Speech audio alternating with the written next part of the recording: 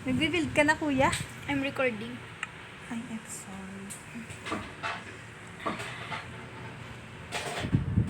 Anong channel mo?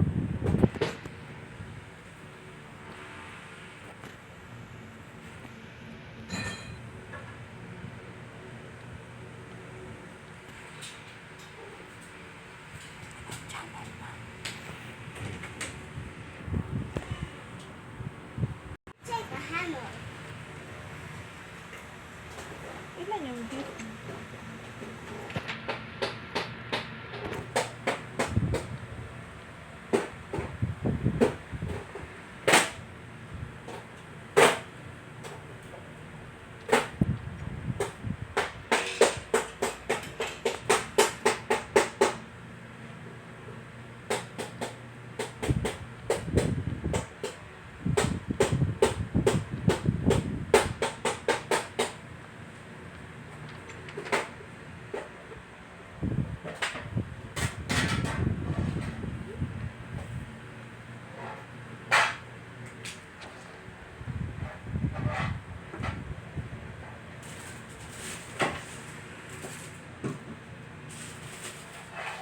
Chambe. Come come here.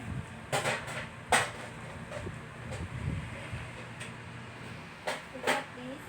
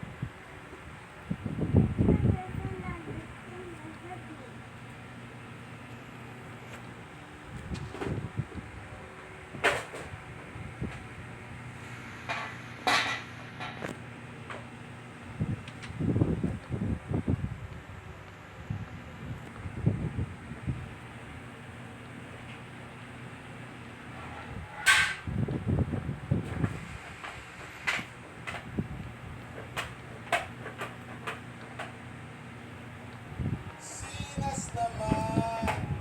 Ano na naman yung mga pinagsasabi mo? Sandali. Sablay ba talaga ang sinabi ni Sinas? O baka naman sablay lang ang pag-intindi natin? Yan ang ating pag-uusapan ngayon sa reaction video.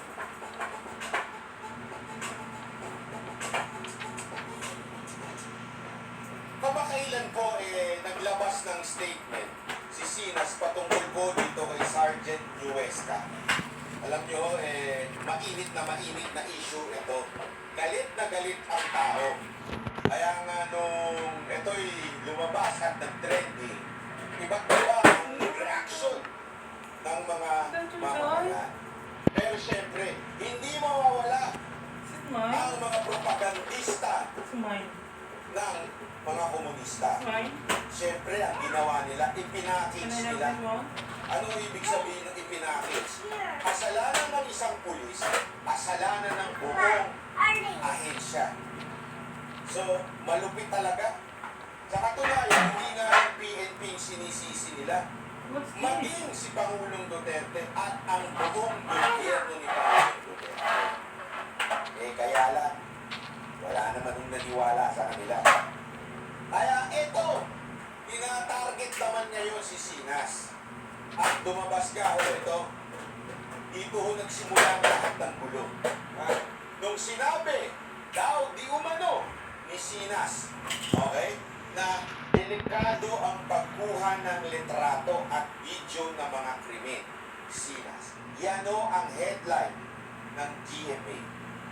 Tapos, sinundan pa. Ano yung nakasulat sa baba? Hindi magandang idea ang pagkuha ng mga litrato at video sa mga kaganapan na krimen. Pahayag ni PNP Chief Dimbong Sinas. Siyempre, yung mga hindi naman umiintindi o hindi mo na binubuksan yung buong article, react naman ng todo at galit na galit kay Sinas Quezon.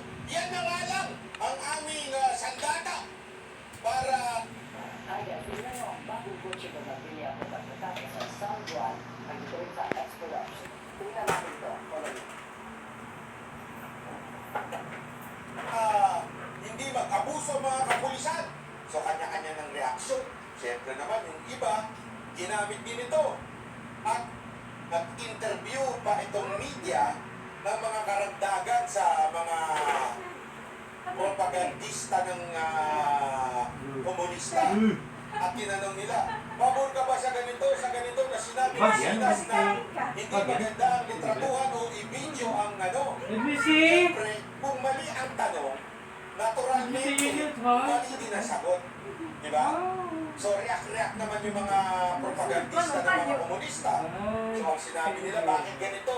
Hindi dapat yan kasi yan ang aming sandata para sa police abuses. Mga ganyan sila mga hirit, diba? Mga animal na ito.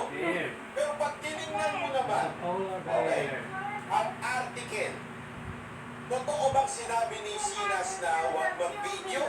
Totoo bang sinabi niya dinidiscourage niya na mag-video ang mga tao? Basahin natin.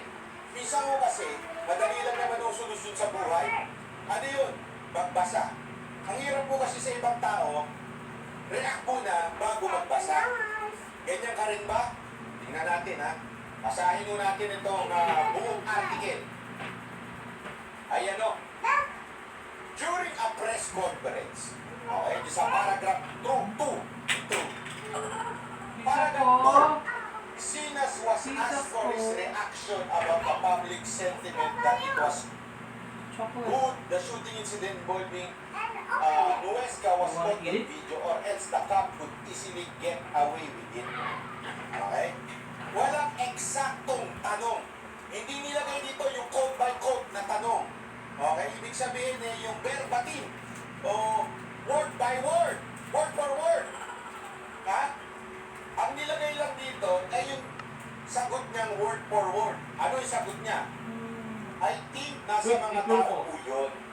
Sa mga witness na kumukuha ng video and photos. I will not advise because very tricky yun. Baka mamaya kumukuha ka ng video tapos baka mapagbalingan ka. So sa inyo po yun. Sa madaling salita ko, sinasabi, ingat. Ingat ka kasi pag mga ganyan incident na, tapos ikaw kasama ka pa o kasama ka dun sa eksena, ibig sabihin ikaw ay merong panic. Halimbawa, dito sa sitwasyon na ito, ang kumukuha, di ba, kamag-anak nung napatay.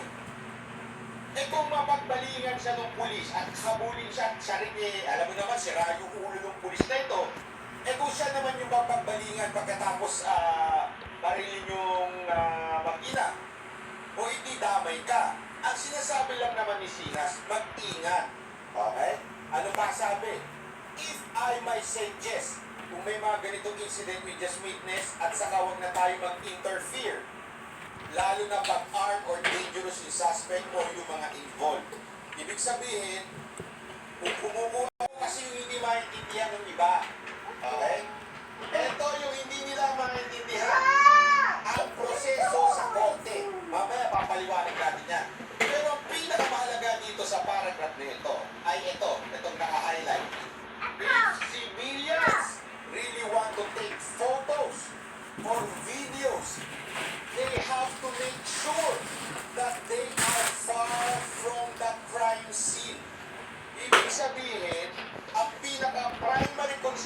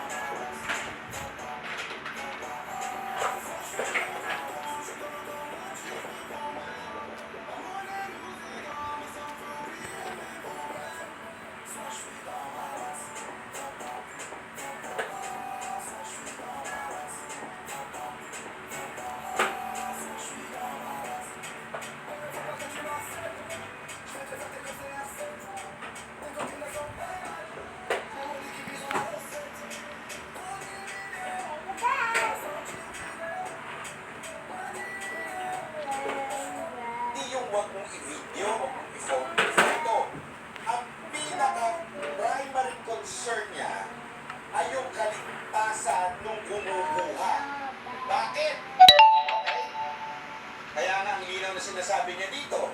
Lumayo ka!